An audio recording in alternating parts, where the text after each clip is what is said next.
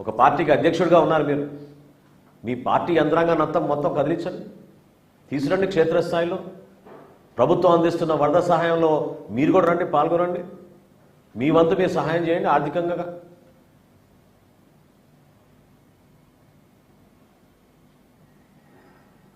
Leader అంటే పవన్ కళ్యాణ్ గారి లాగా స్పందించే మనస్తత్వం ఉండాలి.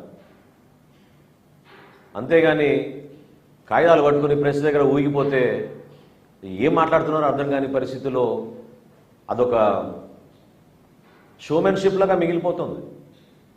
బాధ్యత లేని వ్యక్తులు ఏ విధంగా ప్రవర్తిస్తారో, ఆపదలో కష్టాల్లో ఉన్నప్పుడు ఒక ప్రతిపక్షంలో మీరున్న ఒక పార్టీగా నిలబడాల్సిన బాధ్యత లేదా మీకు? ఎందుకు మీరు పర్యటించరు? ఎందుకు క్షేత్రస్థాయిలో మీరు వెళ్ళి మన కష్టాల్లో ఉన్న కుటుంబాలు ఎందుకు ఆదుకోరు? గ్రామాన ఎంతోమంది ఇబ్బంది పడుతున్నప్పుడు ఈ వయసులో మన ముఖ్యమంత్రి గారు చంద్రబాబు నాయుడు గారు ఏ విధంగా ఆదర్శవంతంగా నిలబడి ఆయన కష్టపడ్డారో చూడండి ఒకసారి. మీ పార్టీ నుంచి మీ నాయకత్వం మీరు ఎందుకు క్షేత్రస్థాయిలో పర్యటించారు? ఆలోచించుకోవాలి ఇవన్నీ కూడా. మేము ఒక బాధ్యత గల పార్టీగా మా పార్టీ అధ్యక్షుడు పవన్ కళ్యాణ్ గారు పిలిపిస్తే జన సైనికులు, వీర మహిళలు, మా నాయకులు, శాసనసభ్యులు, పార్లమెంట్ సభ్యులు అందరూ కూడా ఎవరికి వారు ఇది మన బాధ్యత, ప్రజల్ని ఆదుకోవాలి అనే ఒక ఆలోచనతోటి వాళ్ళు చేసిన కార్యక్రమాన్ని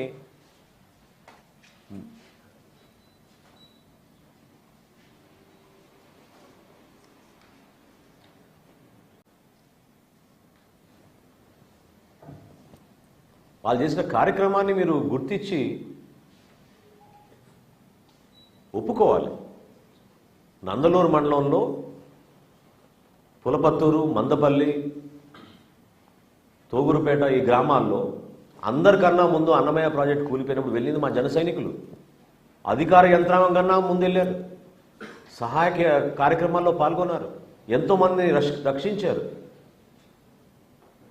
ఈ రోజుకి కూడా ఆ గ్రామాల్లో పర్యటిస్తే 4 సంవత్సరాలు మీ పరిపాలన ఎంత దరిద్రంగా అక్కడ వ్యవహరించిందో మీరే చూసుకోవాలి.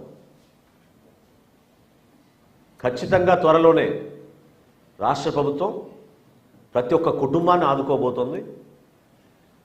పంట నష్టం జరిగినా, ఆర్థిక నష్టం జరిగినా, ప్రతిరోజు వాళ్ళు పనికి వెళ్ళలేని పరిస్థితిలో ఎంత నష్టపోయారో, ఎంత కష్టపడ్డారో ప్రతిదీ కూడా మానవతా దృక్పథంతో ఆలోచించాలని పదే మా ప్రభుత్వం ఆలోచిస్తోంది. ఆర్థిక పరిస్థితులు కష్టంగా ఉన్నా, ఇబ్బందికరంగా ఉన్నా కూడా ఈ సందర్భంలో అవన్నీ పక్కన పెట్టి ప్రజల పక్షాన్ని నిలబడాలి.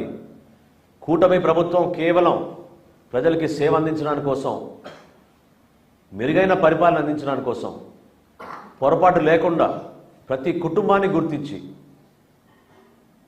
ఎన్యూమరేషన్ జరుగుతున్నప్పుడు ఏ ఒక్కరికి కూడా పొరపాటు జరగకూడదు. ఆటో కోల్పోతే ఆటో రాయాలి, స్కూటర్ కోల్పోతే స్కూటర్ రాయాలి, ఇంట్లో సామాను కూలిపోతే అది కూడా రాయాలి అనే నిర్దిష్టమైన ఆదేశాలు జారీ చేసి అధికార యంత్రాంగాన్ని క్షేత్రస్థాయిలో మేము ఇంటింటికి పర్యటించుకుంటూ ఎన్యూమరేషన్ చేస్తున్నాం. ఏ ఒక్కరికి కూడా నష్టం జరగదు. ఆదుకోవాల్సిన బాధ్యత అది మీకు గుర్తించాం. ఖచ్చితంగా మా కూటమి ప్రభుత్వం దానికి నిలబడి ఉంటుంది. పదే ఈ చిల్లర రాజకీయాలు మానుకొని, వరద రాజకీయాలు మానుకొని మీరు ఒక బాధ్యత గల వ్యక్తిగా మీ పర్యటనలో భాగంగా 10 మందిని ఆదుకోవడానికి మీరు ఒక ప్రయత్నం చేయండి.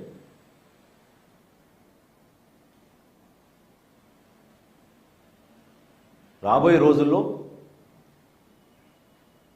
ఏలేరు, బుడమేరుకు సిద్ధం చేసిన ఒక ప్రణాళిక చాలా స్పష్టంగా ఇంప్లిమెంట్ చేసే విధంగా మా కూటమి ప్రభుత్వం ముందడుగేస్తుంది.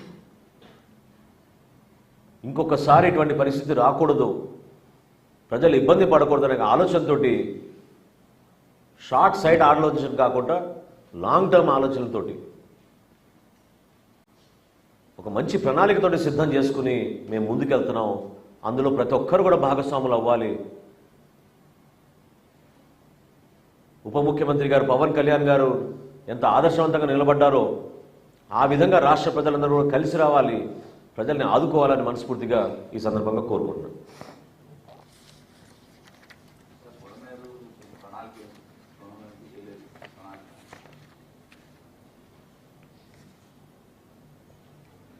ముందుగా ఎక్కడైతే బ్రీచ్లు అయినాయో ఆ ప్రాంతాల్ని గుర్తించి తక్షణంగా సహాయ కార్యక్రమాలు, అదేవిధంగా అక్కడ చేయాల్సిన మరమ్మతులు ముందు టేకప్ చేసి సీపేజ్ లేకుండా ఆపడానికి కోసం 24 గంటలు ప్రయత్నం జరుగుతోంది. మంత్రి గారు అక్కడే ఉన్నారు, మీకు తెలుసు, ప్రతిరోజు ఆయన పర్యవేక్షిస్తున్నారు.